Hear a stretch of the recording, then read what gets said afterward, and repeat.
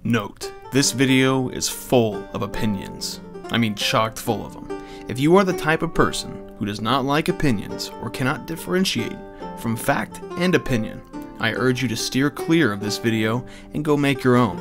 Calmly discuss your point of view on the issue of racism in the modern gaming industry. As most of you will know at this point, Far Cry 4 was recently announced by Ubisoft, slated to arrive in November of this year. Plenty of excitement was stirred with the announcement. Being a fan of the series myself, I too was stoked to know we're going to get another free-flying, cheeky, violent romp through a locale that does not feature brown cities in the ever-brown Middle East. Since then, we've received the first piece of art for this title, what is assumed to be the cover art.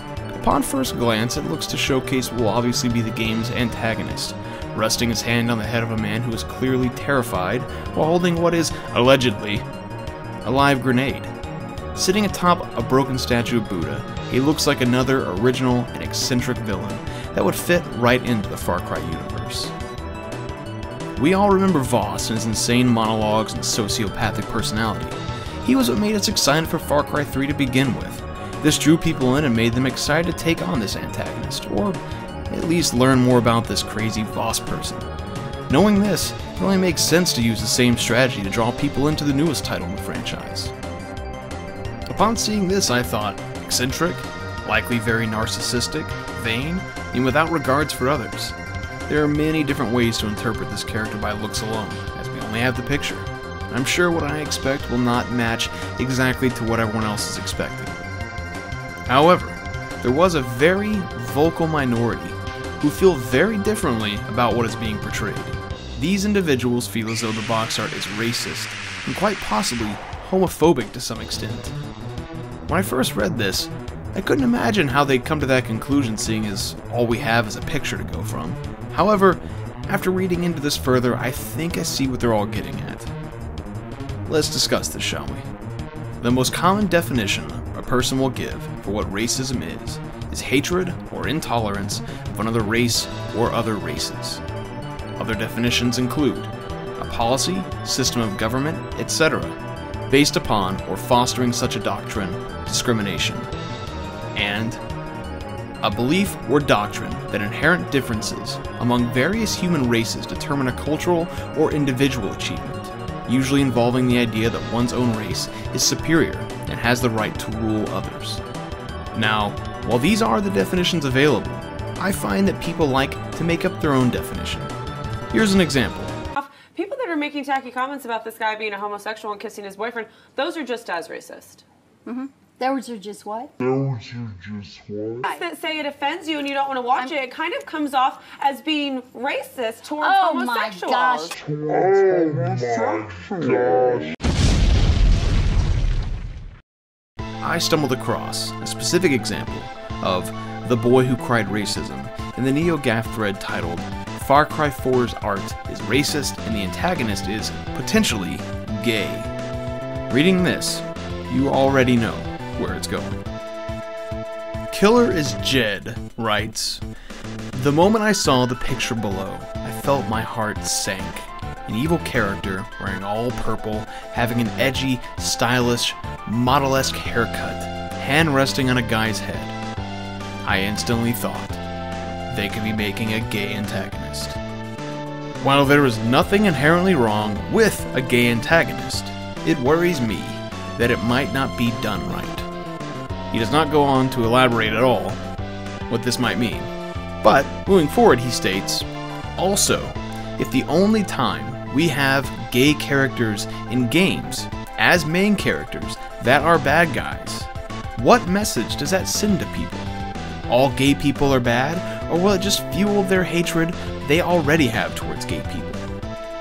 I can see it now. People thinking, finally, I can call a character in a game a faggot, and he will actually be one. Now I'd like to back up real quick. I don't know what the fuck that last phrase means. Finally, I can call a character in a game a faggot.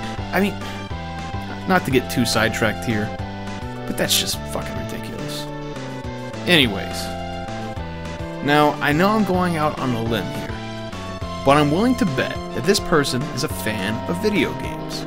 If he's lurking about on NeoGAF, it's pretty safe to assume he's enthusiastic about them, at least. If you ask the gaming community about the controversy on video games causing violence, what's the normal consensus? Likely something to the effect that there is no correlation between violence in video games and people emulating it. It's not uncommon to have someone create a violent act and then find out later that they played video games in their spare time. They also enjoyed food, water, and sleep, like the rest of us mostly non-violent, civilized folk. The counter-argument is usually made to sound something like this. If a person commits an act of violence, it's because they were already capable of such a thing to begin with. I don't believe there's a reason to think that video games pushed this person over the edge, or they otherwise would have lived a normal life. So in short, people who do not think that violent video games cause people to become violent themselves are okay with believing that having a gay character in a video game will sway a person's opinion so much that they will believe that all gay people are bad, or make them hate gay people more than they already might. Or at least, that's what this guy thinks. Nope. Oprah Gale thing? Nope. Sorry, I'm not buying it. I'm going to go ahead and follow the same logic for the violence issue. If a person is a homophobe, they will dislike gay people regardless of whether the antagonist in Far Cry 4 is gay or not. If they are not homophobic, they won't be swayed at all. And if they're on the fence, I doubt they will draw their conclusions from a video game they will likely play for 10, maybe 15 hours, and not from within whatever social environment they reside in the rest of their time. I think people are missing the most important factor in what makes something racist or homophobic. Okay, so let's all say it together now. Intent. Intent. Definition? Simple. Intention or purpose. Intent is the difference between Birth of a Nation and American History X. Both at certain points in the film portray white supremacy, one throughout the entirety of the film, but beside the point. However, only one is seen as racist, while the other is seen as a truly great film. The reason for this divide is intent. Birth of a Nation was created by a pro-Klan individual whose sole purpose was to instill the fact that white people are the superior race.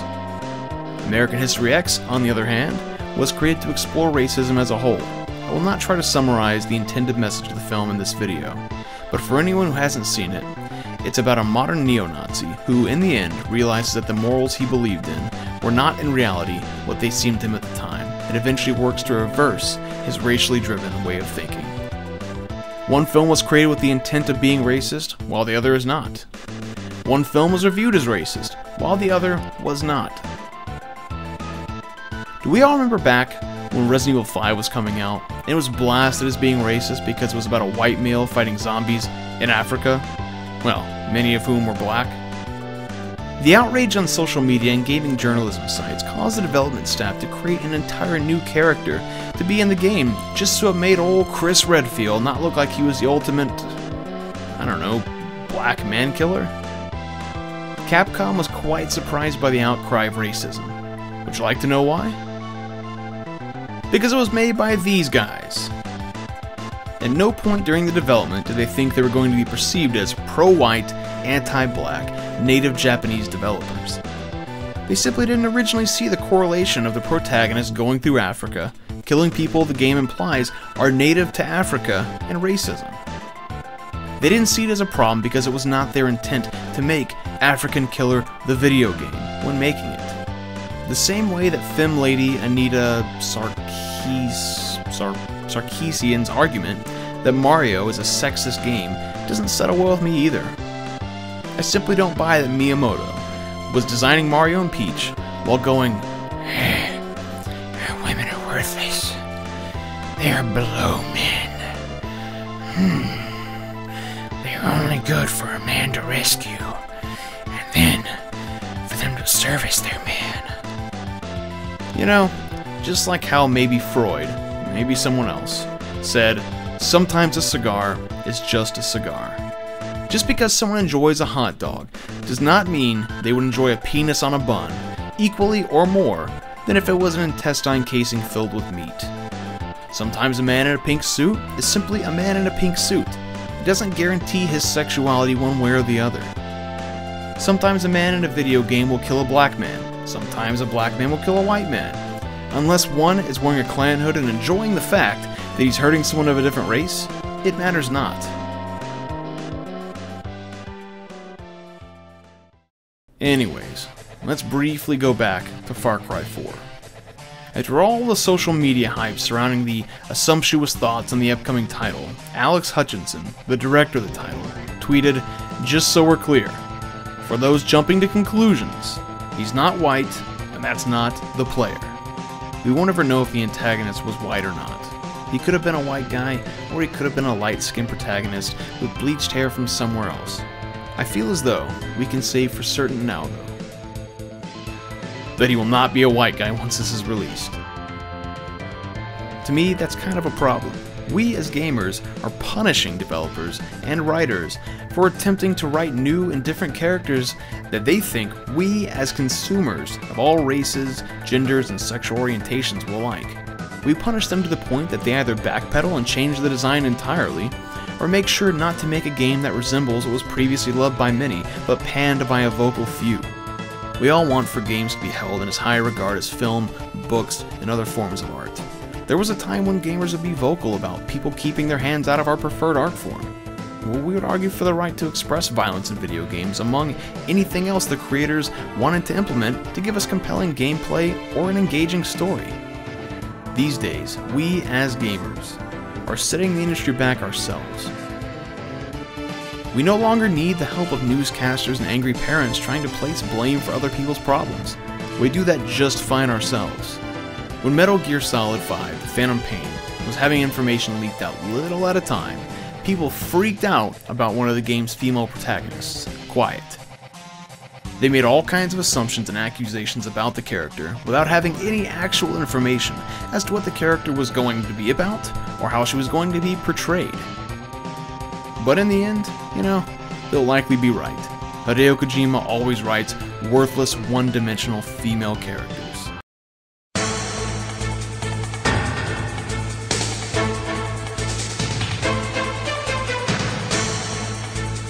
Fast forward to the release of Ground Zeroes, and here we have Rapegate. This was the first game by the ESRB to be rated to contain sexual violence. Now, no rape is actually shown in the game, it's more heavily implied. Kojima wanted to take a serious tone with this one, and really ensure that the player knew they weren't simply dealing with a video game villain, but more of a monster of sorts. It was meant to make you feel uncomfortable, angry, and a wealth of other emotions. The same way that books have used rape as a plot device to explain how a character may act or feel in certain situations for centuries. It was described as tasteless. Now I ask, is there ever such a thing as tasteful rape? I've yet to see it portrayed in any form of entertainment. I can assure you that there was no laugh track behind it in the game either. If we keep getting offended on behalf of other people, and raging at developers or publishers, then you can pat yourself on the back when the only games we get are Call of Duty and sports titles. You could stand proud and say, "I alone helped to stifle the creativeness of others. I alone stood up for those who either didn't take issue with it or simply did not know how offensive it was to them. I alone can be thanked for stopping writers and developers alike from non-socially acceptable subject matter in their games, be it a hero or a villain." Now this is just my opinion. And if you want to live in a world where everyone is having to make public apologies, read books where none of the main characters die, and watch movies where a taxi driver kills a pimp for no reason as prostitution does not exist in the new world of film, then you go right on ahead.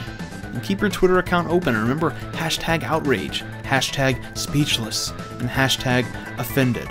Oh, and don't forget, #asspained. It's your right to do so. We're all entitled to free speech. If you're watching this video, it's likely your government entitles it to you as well. However, you might want to worry about other people taking it away from you, offended on behalf of someone else in attempting to slander or silence someone on behalf of someone else. Welcome, ladies and gentlemen, to 2014.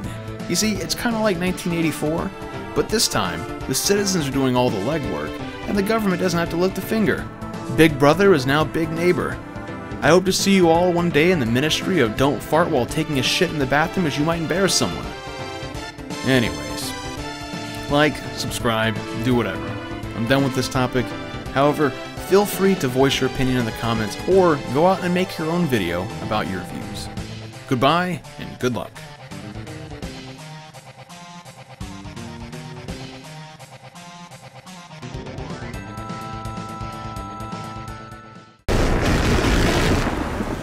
Kept you waiting, huh?